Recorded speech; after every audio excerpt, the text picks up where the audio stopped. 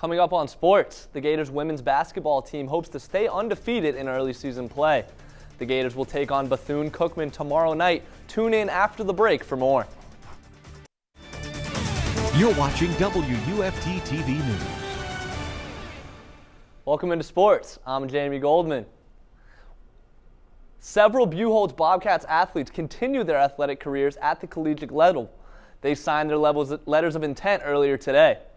3 baseball players and 1 golfer put pen to paper and committed to their respective universities. Cooper Collins is heading to Davidson. Bobcats catcher Noah Hayes is heading a short drive south to UCF, and pitcher Anthony Wilkie has committed to the Clemson Tigers. The athletes say this is a surreal moment and they are ready to get to work. So it's always been a dream of mine to sign to play college baseball, so it's really just a dream come true, and I'm really just grateful for this opportunity, and I feel really lucky to have this opportunity. I've worked hard for it, so it just feels really good. One golfer also signed their letter of intent. Braden Smith is heading to the University of North Florida.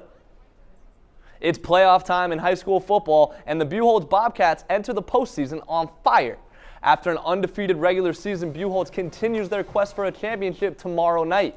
Buchholz will face the Mosley Dolphins in this first-round 4S playoff clash. With a win, the Bobcats will advance to the regional semifinals, where they would face the winner of Ponte Vedra and Creekside. Kickoff between the Bobcats and the Dolphins is set for 7:30 tomorrow night from Citizens Field. In high school volleyball, the Branford Buccaneers competed for a 1A state championship last night. The Buccaneers entered the championship game on a red-hot 14-game winning streak, but unfortunately fell just short to Baker High School.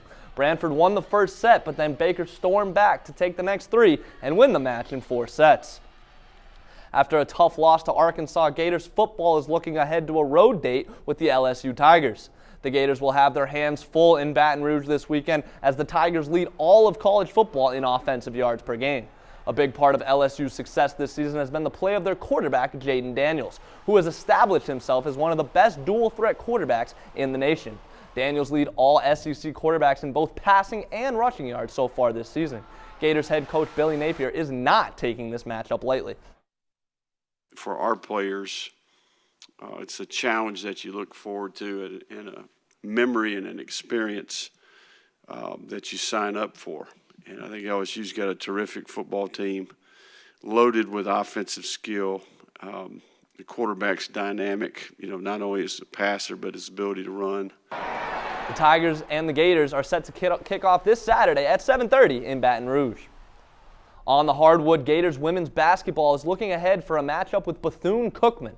Florida is looking to build off their 17-point opening night win against UNF, where Leilani Correa led the way with 21 points. The Gators have never lost to Bethune-Cookman, going 8-0 all time against the Wildcats. Tip-off is set for tomorrow night at 6 from the O'Connell Center.